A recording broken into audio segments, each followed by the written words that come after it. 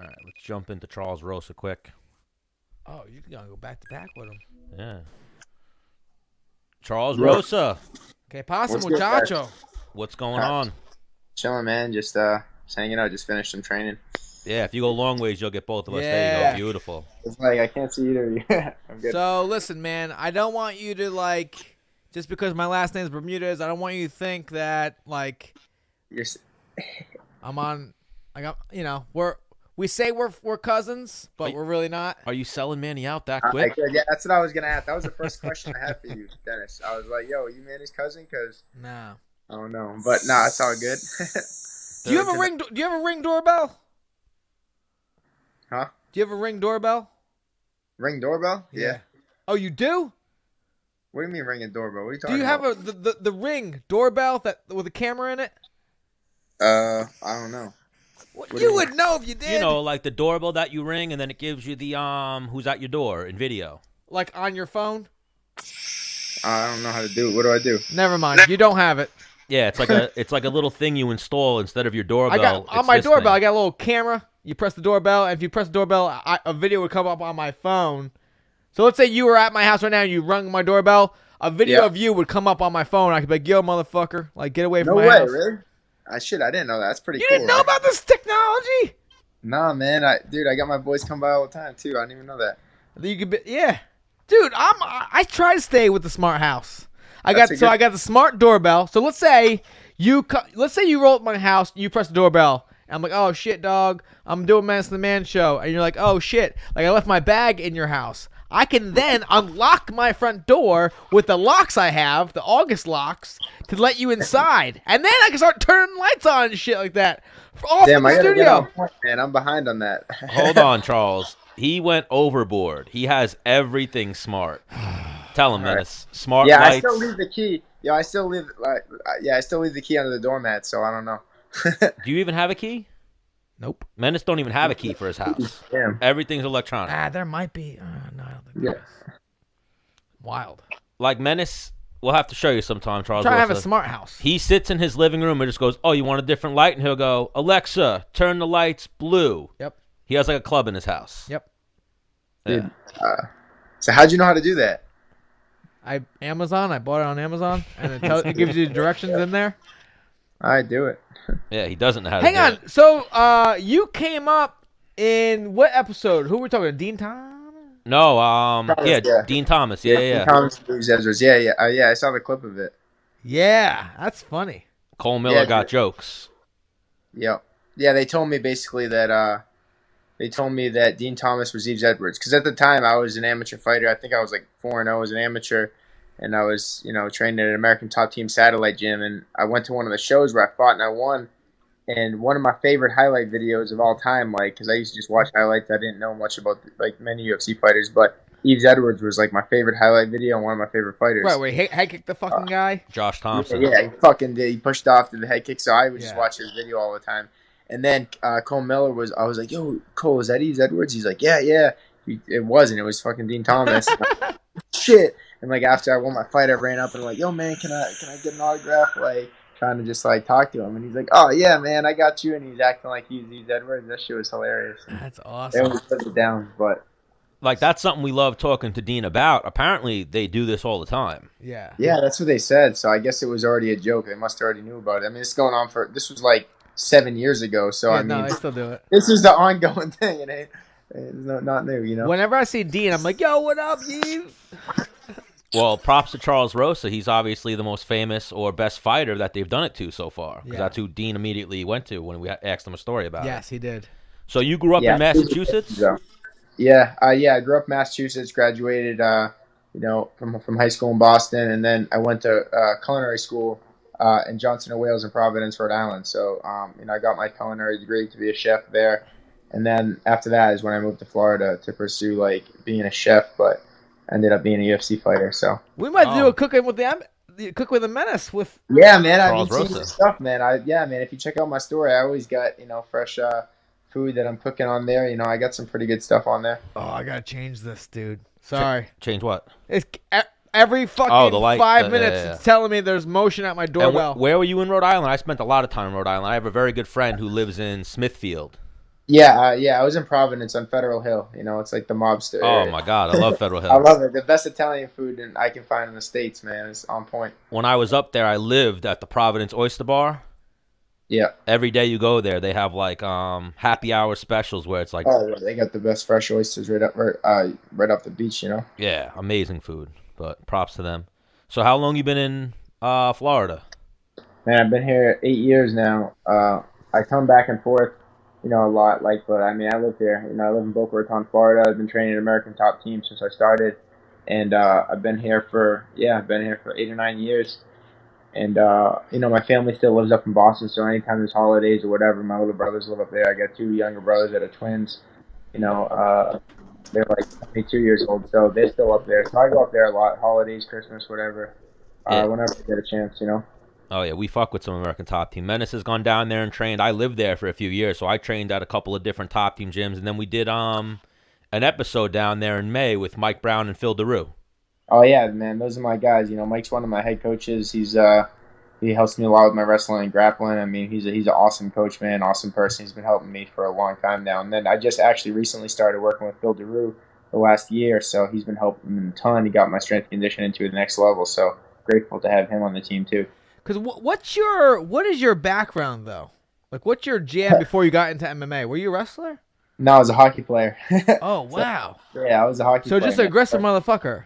Yeah. Because the thing is, like, fighting and playing hockey. Yeah, because I got my Rosa's been on my radar for a long time, just because I would see this dude and he's a fucking scrapper. I'm like, damn, I might have to fight this guy one day. Yeah, let me keep an eye on him. You know what I mean? And fucking, and then his fighting style, I became a fan because like this dude got no quit. He's always gonna come forward. You throw hands before anything else. Yeah, And yeah. I mean, that's kind of how it always was. I mean, when I first went into the MMA gym, like I thought it was a boxing gym. I didn't even know what it was. I just walked in. You guys punching here? I'm like, you guys got boxing here? They're like, yeah. So I went in and I didn't know what it was, but I mean, from the first day I walked in the gym, actually, Cole Miller was teaching the class. I went in, didn't have mouth guard, didn't have cup, didn't have any of my own pair of gloves or hand wraps. I just went in. I'm like, I want to do the class. So it was a kickboxing class. I thought it was a boxing class. I didn't know. Did the whole class. The last 15 minutes, they do 3 5-minute rounds of sparring. And, I'm the odd guy out, so I didn't have a partner. It was my first day. They probably looked at me like I'm crazy, but I'm like, hey, it's not. I asked, Cole, I'm like, hey, can I spar? Like, do I have a. He's like, no, it's your first day. I'm like, no, man, I'm ready. I want to do it. And he's like, well, you don't have a partner, so you're going to have to wait. And I was like, well, what about you? And he's like, all right, let's go. So I fucking, my first day ever in a real MMA gym or whatever type of gym, I boxed it out with Cole Miller, man. Did you know who he was at the time? No idea. Right, that's amazing. I just thought he was some skinny, fucking tall kid. Right. I'm like, I'll fuck this kid up. And I didn't know. And then, I went to war with him. And that first day, man, that's when the next day, Charles McCarthy, he owned the gym, was a UFC fighter off the Ultimate Fighter at the time. He sat me down the next day and he's like, yo, Charles, dude, you got a real talent, man. Where did you train at before? And I'm like, no, it's my first class ever. He's like, what? He's like, what did you do before? He's like, the kid you were boxing with was Cole Miller. He's top 10 fighter in the UFC at the time. And I'm like, holy shit, in my weight class. So ever since then, a light bulb went off, and that's, how I fell in love with the sport. But, as far as the hockey, what we were talking about before, like I used to do, I guess like I did kind of have some prior training because we would do something called locker boxing. We just put the gloves and the helmets on and just go at it in the locker rooms. Like, hang on. That wasn't coach issued. That was just like your guys' own thing. Yeah, no, it wasn't an official thing. No, we just before practice or after practice or when I was a freshman in high school, they used to do it to like haze the seniors and the hazing used to. When I was younger, they used to have that. I guess that stuff's gone these days. So I want to go down memory lane with you a little bit. So obviously you played hockey for a long time, no? Yeah. Since ever since I could walk, I could probably ice skate. So because my oldest son is in hockey, and I'm like, man, no way. This sport kind of sucks. It's expensive. Yeah, it's an expensive sport, dude. You gotta, it's what it is, Right. What are the benefits of me putting my son in hockey versus, I don't know, soccer or? Dude, you just answered the question yourself. Come on, you gotta make me say it. I grew up playing soccer. Until I could play football. Do you want your son to grow up and be able to, be like a tough kid, or not like he has to be a tough kid, but a kid that can, at least like stand up. It kind of just helps you like, I think soccer's kind of like, I wouldn't say like, I mean, So it's not soccer very, gave me my lungs for sure. okay, yeah, but like hockey gave me like a lot of heart. You know what I'm saying? Determination, no quitting you. You know, it's Yeah. like it's a tough sport. So if you learn that when you're young, I think it'll help you be tough when you're older. Not just like as a fighter tough, but like with everything tough. Like, And not being a hockey player, there's no chance you're breaking your ankles. Yeah, I mean, Hockey players' ankles are like fucking... That's actually a good point. I noticed that. That's funny that you say that because, like, I mean, like you never roll your ankle, I'm sure. No, I've never rolled. You step off a curb, you're like, no, I'm good. Yeah. No, my ankles are good, man. I've never had an issue with that. It's funny that you say that. Yeah, I got strong ankles for sure. I'm sure you have strong legs. Your lower body's fucking super strong, explosive, and yeah.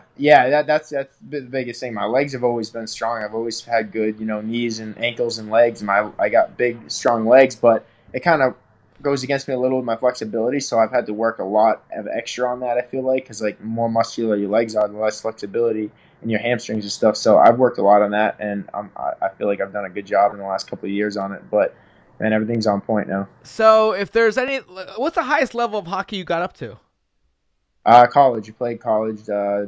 College of Providence, Rhode Island, at Johnson and Wales. They had a pretty good team. Is that Division 1 or? No, it's at Division 3. But like up in New England, like the hockey's good up there. I mean, we used to scrimmage for sure.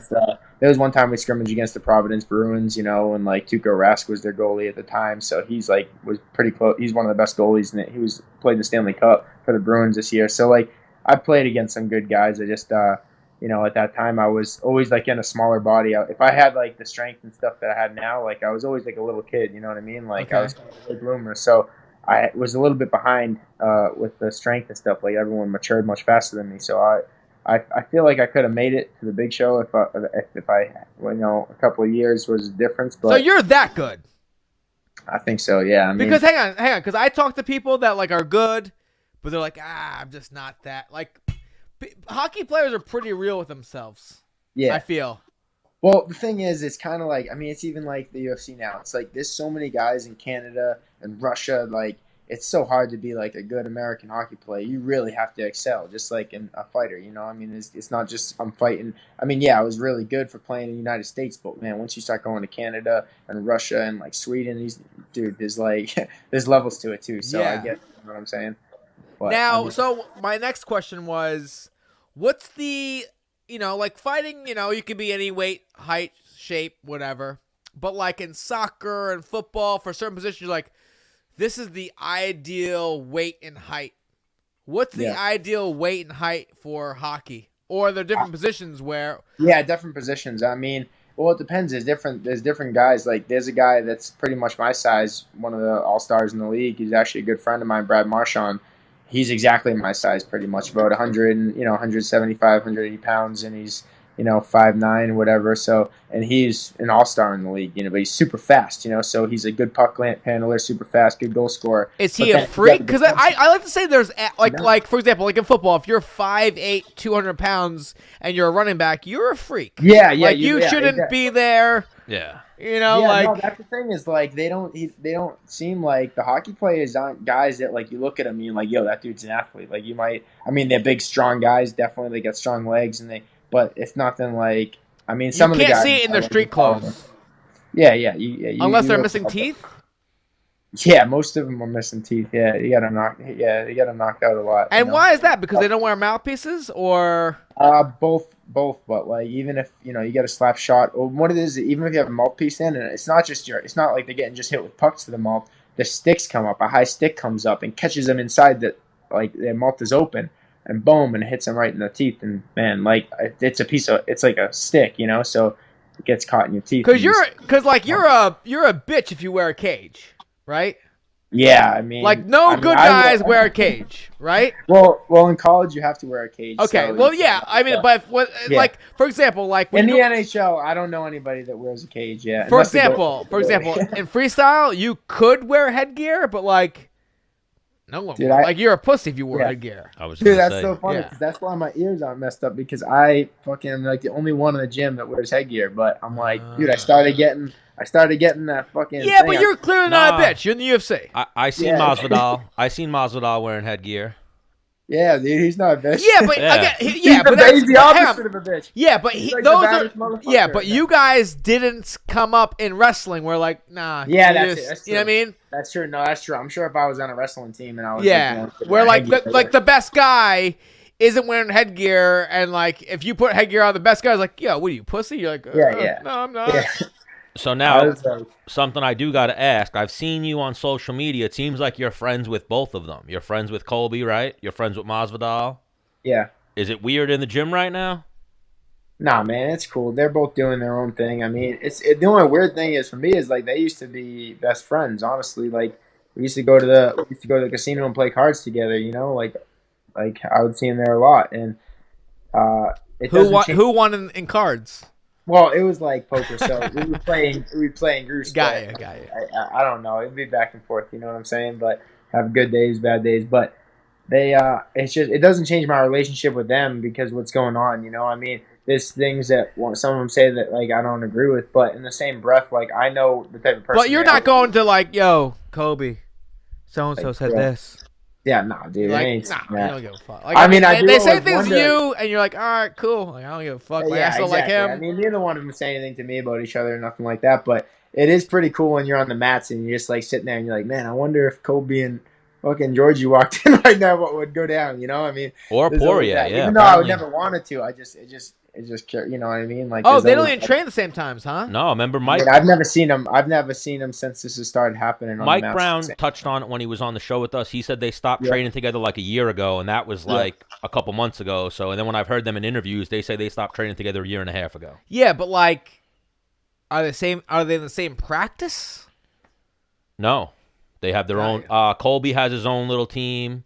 The only I asked Mike that the only mutual coach was Mike Brown for a minute. Yep. So when they fight, he would be the one who has to choose. No, or sit hang out. on, that's Yeah. usually the move. You just sit it out. Yeah.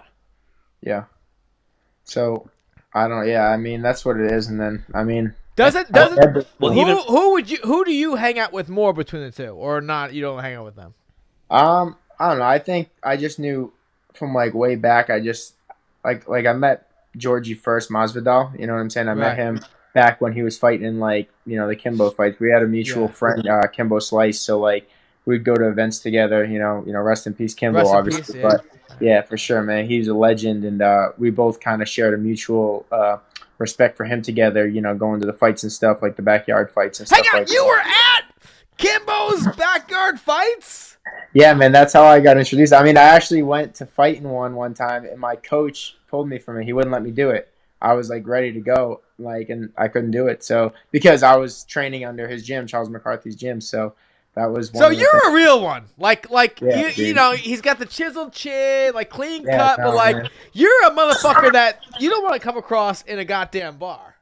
Yeah, man. I mean, I love to fight. If that's what you're asking, there's no doubt Well, about it. You'll look for reasons, huh? I used to, not anymore. Well, I mean, obviously not anymore. Yes, But like, back in the day. Well, that's why I walked into the gym when I had that thing with Cole Miller the first time I walked in the gym. Like, I was going to that gym, like, hoping someone would fight me, I didn't Right, know better. right. I was like, I'm going to fuck someone up today, but. Because, I mean, that's like, really at changed first now. glance, you're like, man, he looks like a clean cut, like, smart kid. But I feel like you're one of those dudes that wakes up like, I wish a motherfucker would today. Yeah. Like, I mean, I'm praying, literally praying for someone to fuck with me. I used to be. I mean, I used to be more like that, but now I'm more of a martial artist now because I've learned so much. It's just entertaining to me when someone's talking shit or someone has road rage, like gets out. A couple months ago, someone got out of the car, and I was like, man, the old me would have got out and flattened the motherfucker and beat his ass to the pavement. But now it's like, dude, what am I gonna do? Get out of the car and fuck this guy up and go to jail? Can I tell you a story that happened to me? It made me feel like a couple years ago. Yeah, I'd like So to hear it. I'm driving. There's a roundabout over on the Wantagh, at the end of the Wantagh Parkway, and I don't know. I'm driving. I just do my little turn, whatever. I'm driving to Long Beach. So the Wantagh Parkway roundabout is like pretty far from Long Beach. I drive. I get on Loop Parkway, which again miles.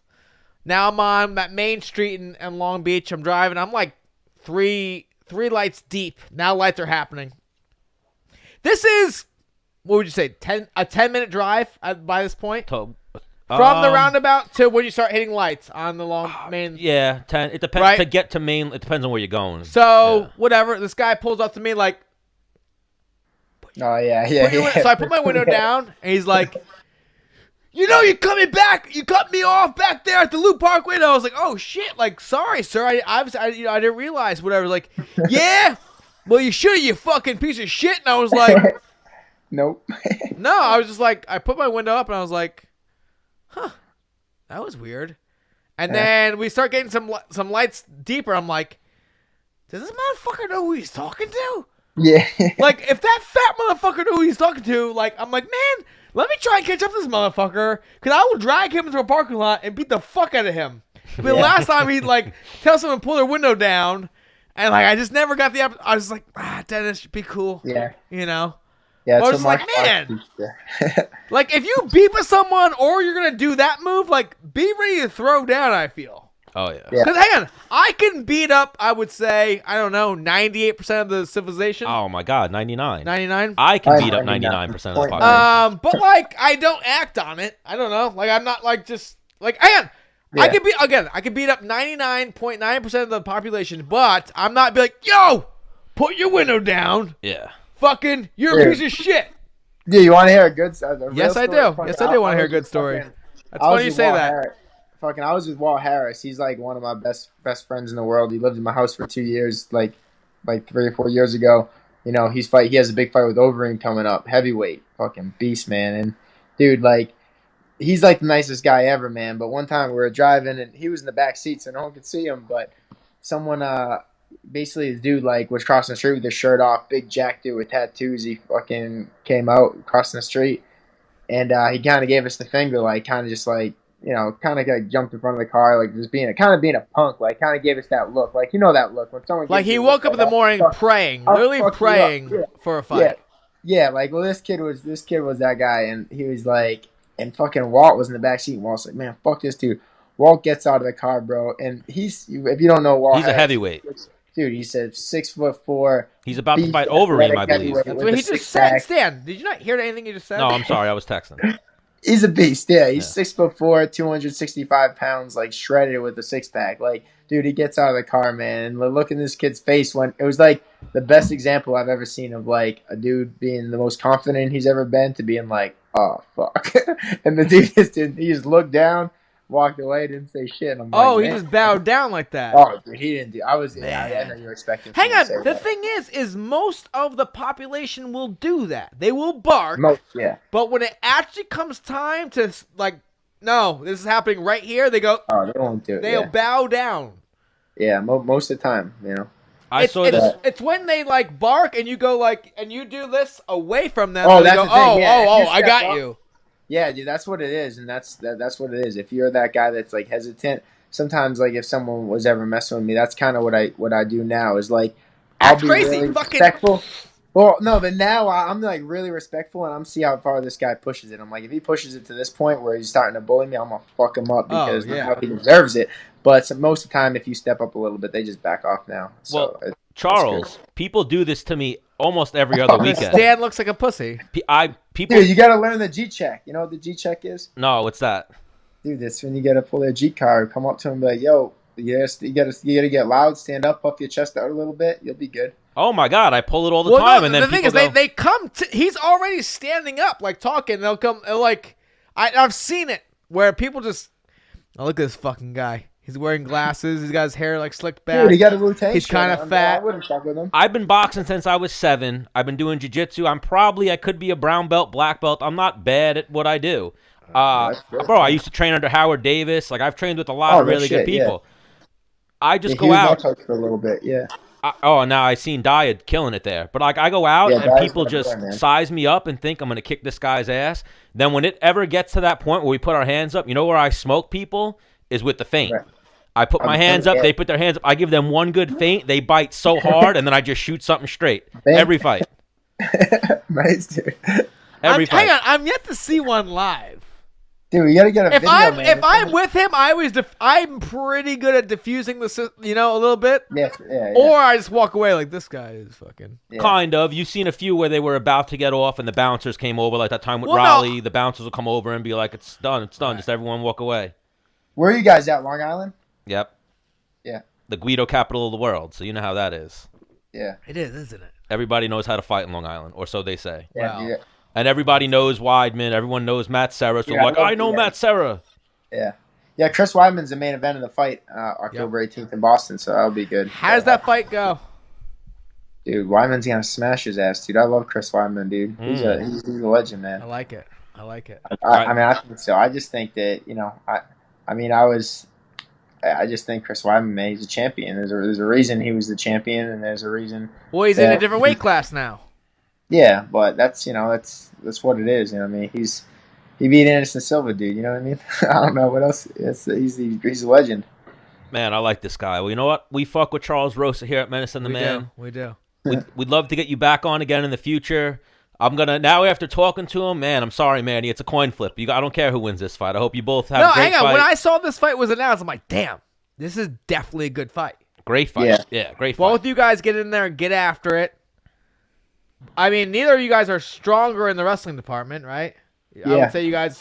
This is gonna be a stand-up fight, right? I mean, this is. I thought in my head. Charles got robbed against Yair Rodriguez because they were trying to pamper. He fought Yair in Mexico. We had Sam Alvey on. You know what you needed to do? You needed to come out with the Mexican flag, a better tan than him. Like that's what we told. Dude, I don't know what it was. I lost a split decision in Mexico City. Yeah, man, that was a big fight for me. It ripped my heart out losing that because I definitely thought I gutted it out. I thought I won the first and the third round for sure. Like, go back. I would watch it all the time. I still think, you know what I mean? It's tough, but that's part of the game, you know what I'm saying? I'm sure I was in Mexico. He's a Mexican fighter. Like, it's what it is. But, you know, that just gives me confidence knowing, like all my losses in the UFC are all fight of the night, and I don't feel like any of them I really lost. Like, I don't feel defeated in any of those fights. The last loss I had that was fight of the night was to Shane Burgos, who's a phenomenal striker. But, like, I was up 2-0, and the ref fucking jumped in when I was on my feet. Like, he thought I was hurt, and he just jumped in and stopped the fight. And I literally said, like, the second he touched me, like, what the fuck are you doing? Like, yeah, it's annoying, man.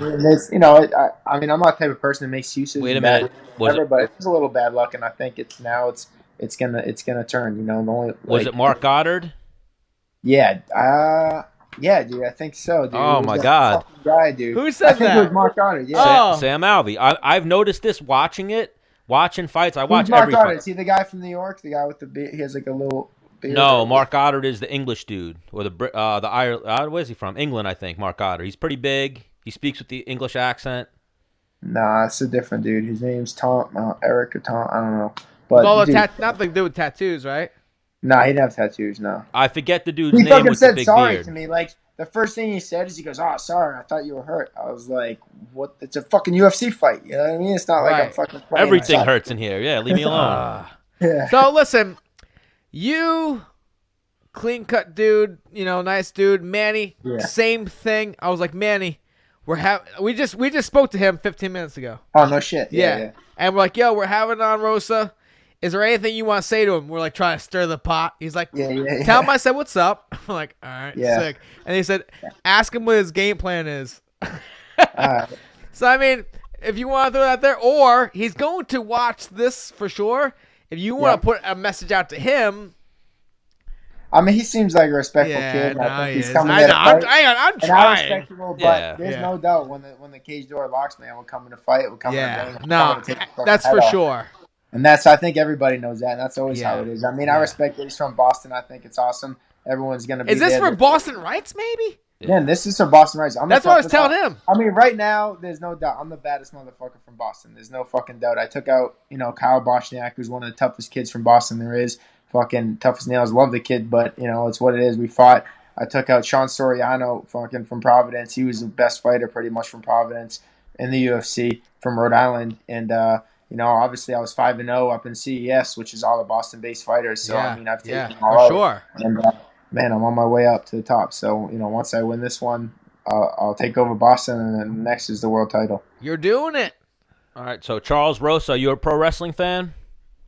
A little bit. I used to be back in the day with like, Well, we're gonna have to. Yeah, we're about to get into Jack Swagger right after you. So. All right, nice man, nice. But we Awesome, appreciate dude. your time. Thank you for joining us. Good Appreciate you fight guys. next weekend. All right, sweet man. I appreciate you. I definitely tune in. That is like the fan favorite in my head. This fight's gonna be. That whole card's actually pretty good. They got some good fights on that one. These two. Oh, for sure. All right, man. All right, so thank you for joining us, Charles. Oh yeah. Shake and bake. Thanks for having me, guys. Later. Peace, bro. Bye. Man, I love that guy. Take it easy, Charles. Hang up on him. Well, I was waiting for him to hang up. No, you hang up. No, you hang up. hang up. No, I'm not gonna hang up till you hang up. No, you hang up. Man, he's a real one though. No, he is. No, we got to get him back on and be like, "What the fuck did you see on the streets of Miami that he was getting into the fight?" Oh my gosh, where he got even involved in it. Like, you want to fight?